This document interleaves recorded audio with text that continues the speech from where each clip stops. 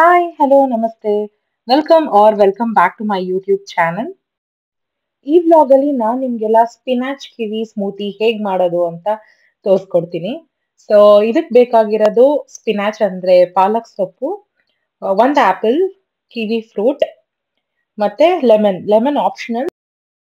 ಇದು ಒಂದು ಹೆಲ್ದಿ ಮತ್ತೆ ಟೇಸ್ಟಿ ಡ್ರಿಂಕ್ ಅಂತಾನೆ ಹೇಳ್ಬೋದು. ಸೊ ಮಾರ್ನಿಂಗ್ ಇದನ್ನ ನಿಮ್ ಬ್ರೇಕ್ಫಾಸ್ಟ್ ಬದಲು ತಗೊಳ್ಳೋದ್ರಿಂದ ನಿಮ್ಗೆ ತುಂಬಾ ಬೆನಿಫಿಟ್ಸ್ ಸಿಗುತ್ತೆ. ಅಂಡ್ ಇದ್ರ ಜೊತೆಗೆ ನಾನು ಆಗ್ಲೇ ನೆನ್ಸಿರೋ ಅಂತಹ ದ್ರಾಕ್ಷಿನ ಆಡ್ ಮಾಡ್ತಾ ಇದ್ದೀನಿ.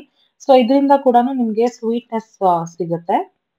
ಸೊ ನೋಡೋಣ ಇವಾಗ ಇದನ್ನ ಹೇಗ್ ಮಾಡೋದು ಅಂತ. ಇದು ತುಂಬಾನೇ ಈಸಿ ಅಂಡ್ ಕ್ವಿಕ್ ಆಗಿ ಮಾಡ್ಬೋದು. ಫಸ್ಟ್ ನಾನು ಆಪಲ್ ನ ಕಟ್ ಮಾಡ್ಕೊಂತಾ ಇದ್ದೀನಿ. ಯಾರಿಗ್ ಗೊತ್ತಿರಲ್ಲ ಹೇಳಿ, ಈವನ್ ಚಿಕ್ಕ ಮಕ್ಳು ಕೂಡ ಗೊತ್ತಿರುತ್ತೆ on apple a day keeps doctor away ಅಂತ.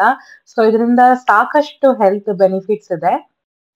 ಆಪಲ್ ಅಂತೂ ಎಲ್ಲಾ ಸೀಸನ್ ಅಲ್ಲೂ ಸಿಕ್ಕೇ ಸಿಗುತ್ತೆ. It's rich in fiber, antioxidants ಮತ್ತೆ ವೈಟಮಿನ್ ಸಿ. ಆಂಟಿ ಆಕ್ಸಿಡೆಂಟ್ಸ್ ಇರೋದ್ರಿಂದ ಬ್ರೈನ್ ಮತ್ತೆ ಹಾರ್ಟ್ ಹೆಲ್ತ್ಗೆ ತುಂಬಾನೇ ಒಳ್ಳೇದು.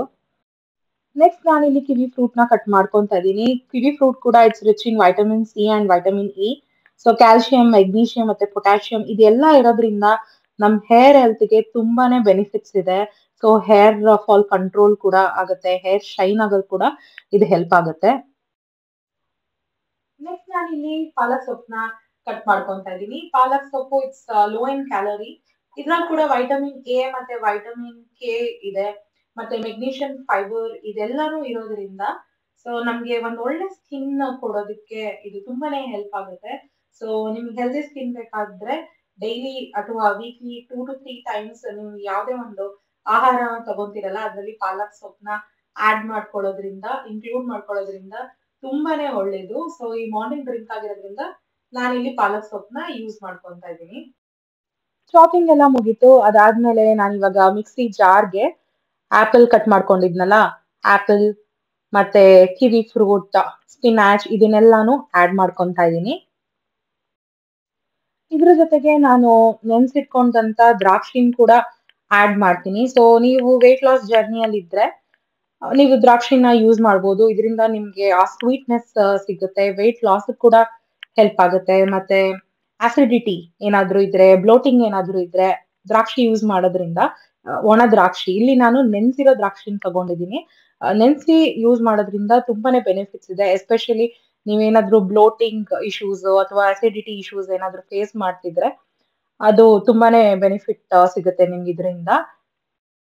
ನಾನಿಲ್ಲಿ ಹಾಫ್ ಲೆಮನ್ ನ ಸ್ಕ್ವೀಸ್ ಮಾಡ್ಕೊಂಡಿದ್ದೀನಿ. ಸೊ ಇನ್ ಕೇಸ್ ನಿಮ್ಗೆ ಬೇಡ, ಹುಳಿ ಅಷ್ಟಿಷ್ಟ ಆಗಲ್ಲ ಅಂತಂದ್ರೆ ಸ್ಕಿಪ್ ಮಾಡ್ಬೋದು.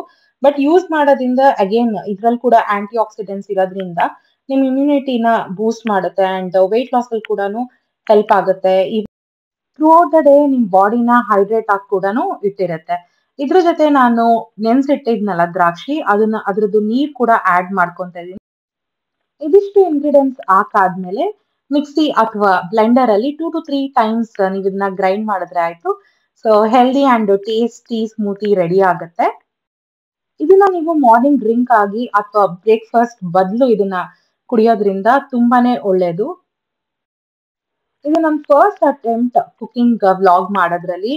ಇನ್ ಕೇಸ್ ಏನಾದ್ರೂ ಮಿಸ್ಟೇಕ್ಸ್ ಆಗಿದ್ರೆ ದಯವಿಟ್ಟು ಕ್ಷಮಿಸಿ. ನಿನ್ನೆ ನಾವು 100 ಸಬ್ಸ್ಕ್ರೈಬರ್ಸ್ ರೀಚ್ ಆಗಿದ್ರಿಂದ ನನ್ನ ಸಬ್ಸ್ಕ್ರೈಬರ್ಸ್ಗೆ, ವ್ಯೂವರ್ಸ್ಗೆ, ಫ್ಯಾಮಿಲಿ ಮತ್ತೆ ಫ್ರೆಂಡ್ಸ್ಗೆ ಎಲ್ಲರೂ ಈ ಒಂದು ಹೆಲ್ದಿ ರೆಸಿಪಿನ ತೋರ್ಸೋ ಮುಖಾಂತರ ನಿಮ್ಗೆಲ್ಲರಿಗೂ ಥ್ಯಾಂಕ್ ಯು ಅಂತ ಹೇಳೋಣ ಅಂತ ಅನಿಸ್ತು.